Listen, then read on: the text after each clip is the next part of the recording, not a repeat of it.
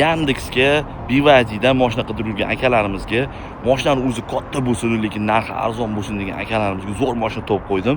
Qarshimizda turgan ushbu mashina BYD E7 deyiladi.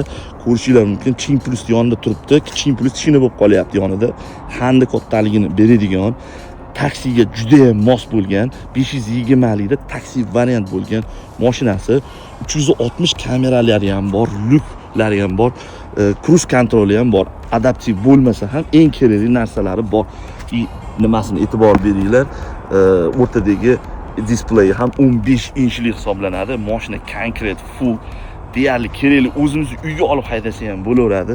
Mashinaning kattaligini bitta ko'ringlar, orqasidan ham ko'rinishi mana E7. Mashinaning narxi lekin arzon. Narxi $13,800. Agar Toshkentga yetkazib beringlar desanglar, $1,200 yetkazib beramiz. Ya'ni qo'lingizga ushbu mashina $15,000 tegadi. Rastamoshkasiga balkim 6,000, balkim 7,000 ketar, lekin mashina qanday o'zini beradigan kattaligi o'shandan Chin L'da taqanga bo'lsa kerak deb o'ylayapman, lekin undan ham katta ko'rinyapti. Lekin ko'rinishi menimcha o'zimizga ishlatgani ham vaqti zo'r mashina deb o'ylayman. Orqalari ham keng, faqatgina balon diskasi kichikroq ishlangan.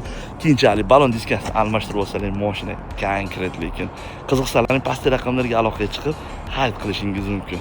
Sog' bo'linglar.